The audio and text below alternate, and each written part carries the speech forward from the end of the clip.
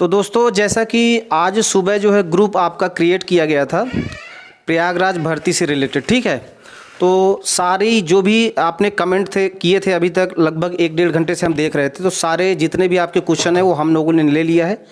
और ये जो भर्ती है, इस भर्ती में बहुत ज़्यादा भ्रष्टाचार हो रहा है। कुछ लोगों का कहना है कि 1 लाख मांगा जा रहा है, कोई कह रहा है 50 है, लेकिन प्रूफ हाथ नहीं लग रहा है। रिकॉर्डिंग तो आई है, जिसको रिकॉर्डिंग सुनना है वो जब ग्रुप क्रिएट हो सबसे ऊपर जाए, ठीक है। सबसे ऊपर जाइए, आपको मिल जाएगा, मैंने ऑलरेडी डाल दिया है।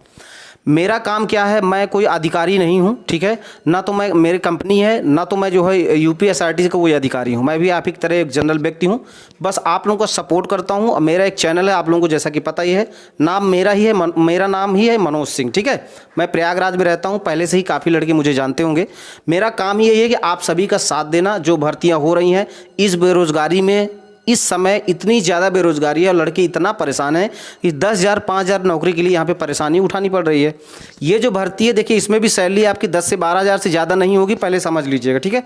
तो मेरा रिक्वेस्ट है, कोई पैसा नहीं देगा, हम लोग मिल के आवाज़ उठाएंगे और भर्ती फ्रेश करवाएंगे। जैसे कानपुर वाली भर्ती हुई थी, आप लोगों ने वीडियो नहीं देखा, चैनल पे जाइए, वीडियो देख लीजिए। हमने वो भर्ती फ्रेश में करवाई थी, आवाज़ उठाई थी, लेकिन लड़कों को सपोर्ट मिला था। मैं अकेला कुछ भी नहीं कर सकता, ठीक है। सपोर्ट आप सभी का चाहिए, तो इसलिए मैंने जो है सुबह ग्रुप क्रिएट किया है। तो लगभग हमारे पास यूनिटी जो इस समय है 400-450 बच्चे हो गए हैं। लेकिन मुझे इसमें यह भी पता है कि सब नहीं आएंगे, ठीक है। कुछ लोग हाँ हाँ तो करेंगे, लेकिन आएंगे नहीं। तो ऐसे लोग ज़िंदगी भर परेशान रहते हैं, तो ऐसे लोगों को हमको नहीं लेना है। हम मान के चलते हैं कि इसमें से 200 अगर 250 भी बच्चे आ जाते हैं तो उतने में हमारा काम हो जाएगा। मेन बात है कि हमारे कुछ क्वेश्चन हैं वो रखने हैं।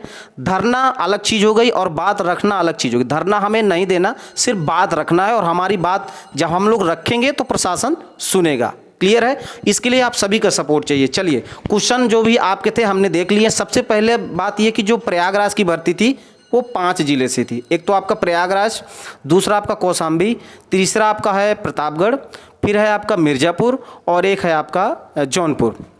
5 जिले की 265 यानी कि 265 पोस्ट टोटल थी। जैसा कि उसमें मेंशन था कि ये भर्ती आपकी मेरिट बेस पे होगी, वो नोटिफिकेशन इन्होंने जारी किया था, मैंने अपने चैनल पे दिखाया था। आप जाके अगर आपने नहीं देखा है, जो रैंडम लोग सेलेक्ट हुए हैं जिनका 50% है, 33% है, 60% है, कोई लिमिट तो है नहीं इसमें। तो कुछ लोगों का कहना है कि सर हमारा 92 है, 90 हमें नहीं बुलाया गया। जी हाँ, बिल्कुल आपको नहीं बुलाया गया, क्योंकि इसमें परसेंटेज बेस पे इन्होंने सिलेक्शन नहीं किया है।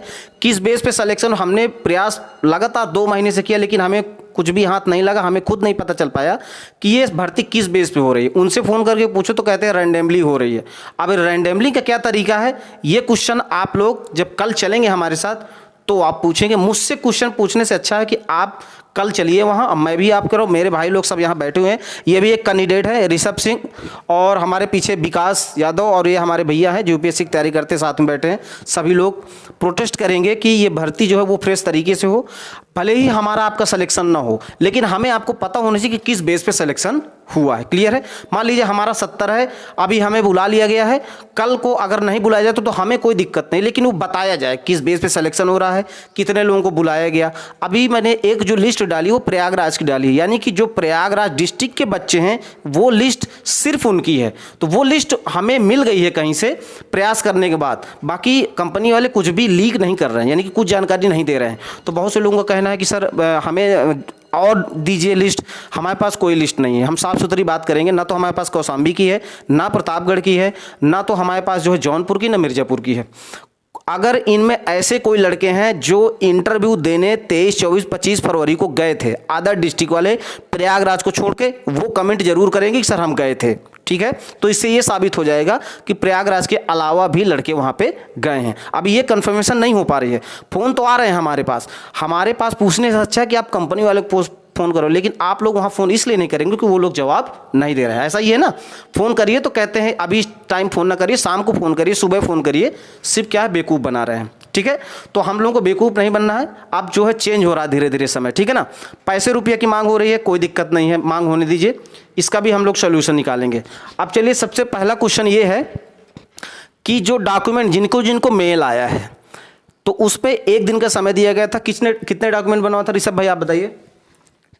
पूरे 5 डॉक्यूमेंट बनवाने थे। जैसे पहला हो गया बस कंडक्टर लाइसेंस, और दूसरा हो गया मेडिकल सर्टिफिकेट मतलब फिटनेस सर्टिफिकेट, और तीसरा हो गया आपका ये पुलिस वेरिफिकेशन जो कि एक दिन में असंभव है। जी जी। और चौथा हो गया आपका नोटरी, मान लीजिए बन जाएगा आपका। और पांचवा हो गया आपका डीडी भी आप बनवा लेंगे किसी तरीके आपका बैंक में अगर परिचय है तो। अगर परिचय नहीं है तो आप कहाँ से बनवा पाएंगे इतना। जी जी।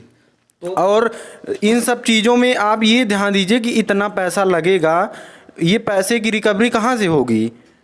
15,000 की आपने डीडी बनवा ली, वो आपके अकाउंट से तुरंत डेबिट होके एसएस इंटरप्राइजेस की अकाउंट में कट हो जाएगा। जैसे ही आप उनको डीडी देंगे वो पैसा कट कर लेंगे। और फिर अगर मान लीजिए पांचों डॉक्यूमेंट तो असंभव है एक दिन में बनना, कम से कम एक डॉक्यूमेंट बनवाने में पहला तो मान लीजिए आप मेडिकल सर्टिफिकेट तो आप दिन भर में बनवा लेंगे, डीडी भी आप दिन भर में बनवा लेंगे, और क्या कहते हैं नोटरी भी आप दिन भर में करवा लेंगे। ये 3 चीज़ें तो आपकी हो जाएंगी। फंसा आपका सबसे बड़ा बस कंडक्टर लाइसेंस और क्या कहते हैं पुलिस वेरिफिकेशन, जो कि पुलिस वेरिफिकेशन कराने में कम से कम 15 से 20 दिन लगते हैं। तो सरकार को और क्या कहते हैं कंपनी को कम से कम तो 15 दिन का टाइम देना चाहिए। ये 4:32 पे हमारे पास मेल आया 3 तारीख को। अब बताइए कि 4:32 पे मेल आया, कौन सी ऑफिस 4 बजे के बाद 5 बजे के बाद खुली रहती है। अगर हम जाएंगे भी तो ना तो हमारा नोटरी हो पाएगा, ना हमारा पुलिस वेरिफिकेशन हो पाएगा, ना हमारा कंडक्टर लाइसेंस बन पाएगा, ना ही हमारा क्या कहते हैं डीडी बन पाएगी। कोई भी डॉक्यूमेंट हमारा नहीं बन पाएगा। दूसरे दिन हम मान लीजिए गए और 3 डॉक्यूमेंट हम किसी तरीके से बहुत हाथ पैर चलाए, बहुत दिन भर की मेहनत जद्दोजहद के बाद हमने 3 डॉक्यूमेंट बनवा लिया। और 3 डॉक्यूमेंट बनवाने के बाद करीब एक डॉक्यूमेंट बनवाने के पीछे 100, 200, 500, 1000 जैसे लोग मांग रहे हैं, वैसे तो हमें देना पड़ेगा, क्योंकि हमें रियल क्या कहते हैं उसका रेट नहीं पता है कि यहाँ पे कितना लगना है। ठीक है। मान लीजिए हमने बनवा लिया और इसके बाद हमने उनको भेज दिया, वो तो तुरंत हमको बोल दिए है ना, धमकी दे दिए हैं कि अगर आपने 5 तारीख को नहीं भेजा 5 बजे तक तो आपको मेरिट लिस्ट से बाहर कर दिया जाएगा, और 1 रुपये 59 किलोमीटर के हिसाब से हमको ये पैसा देंगे। और ये भी बोले हैं कि अगर आपने बिना बताए मतलब लीव ली तो आपको उसका जवाब देना पड़ेगा। आप कहीं थोड़ी बहुत अगर चोरी करते हुए पकड़े गए, मान लीजिए चोरी हम नहीं करेंगे, मानना क्या है चोरी करना ही नहीं है, क्योंकि चोरी से किसी का पेट भरता नहीं है, हम चोरी नहीं करेंगे।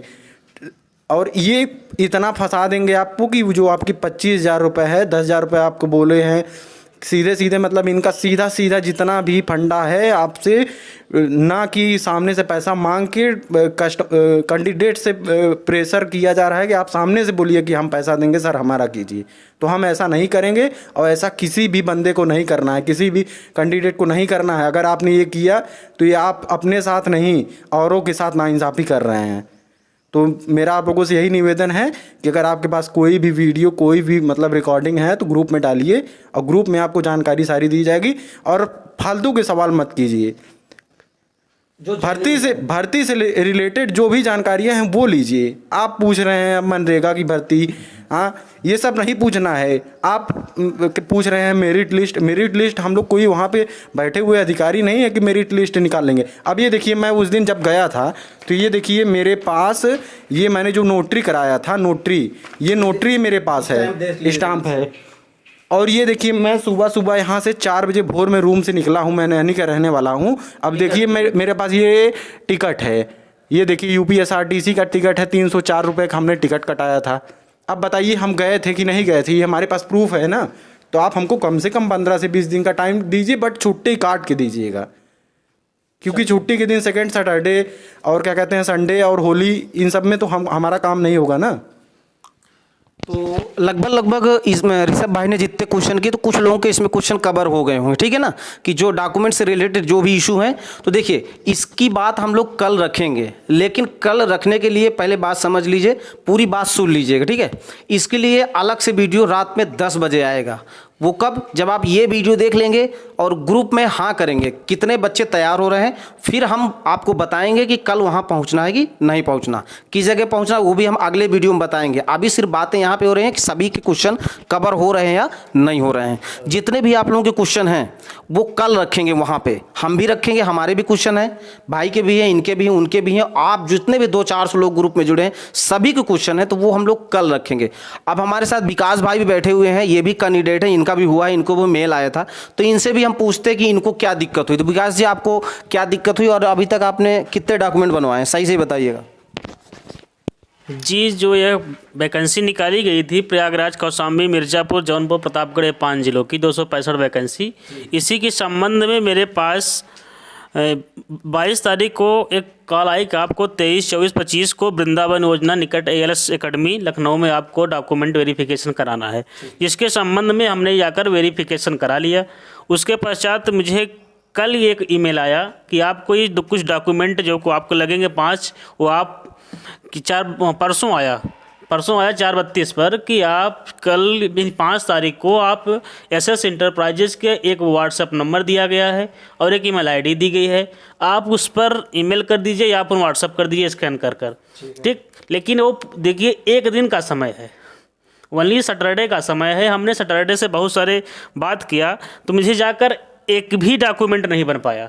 जहाँ जा रहे हैं बस कंडक्टर का जैसे कोई 1200-1500 रुपये चार्ज है, 5-5 हज़ार रुपये चार्ज मांग रहे हैं कि आप दीजिए तुरंत बनवा दें, ठीक। कोई मेडिकल में भी जा रहे हैं, तो यानी इसका प्रकार के डॉक्यूमेंट बनाने में कम से कम 10 दिन का तो समय चाहिए बच्चों को। भाई आप उनको जब ईमेल दे दिए हैं, उनको आप एक निश्चित परसेंटेज में सेलेक्ट कर किए होंगे, तो आपको तो उनको समय दीजिए। अब इसमें क्या जल्दीबाजी है? 1 दिन समय देने का मतलब क्या हुआ? 1 दिन का समय देने का मतलब कि आप कहीं ना कहीं कुछ कर रहे हैं। बिल्कुल बिल्कुल, वो चाहते हैं कि 1 दिन का समय दे, बच्चे बनवा ही नहीं पाएंगे, तो जो लिस्ट बन के तैयार हुई वो बच्चे होंगे नहीं, फिर वो अपने हिसाब से बच्चों को भरेंगे।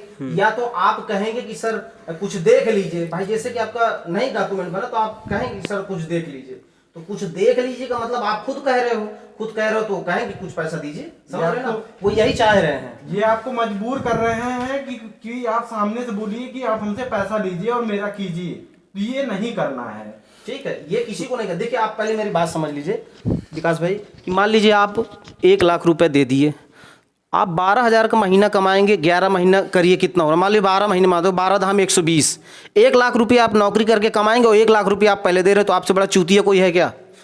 भले ही आपको बुरा लगेगा मैं ऐसा बोलूं, कुछ लोग होंगे इसमें देने वाले, लेकिन उनसे बड़ा मूर्ख कोई नहीं होगा, वो महामूर्ख की श्रेणी में आ जाएंगे। ये करप्शन को सिर्फ बढ़ावा दिया जा रहा है, बिल्कुल पैसा नहीं देना है, फ्रेश भर्ती होगी, आराम से कमाओगे आप लोग, ठीक है। इसी के लिए हम लोग अभी प्रोटेस्ट करेंगे, प्रयास करेंगे।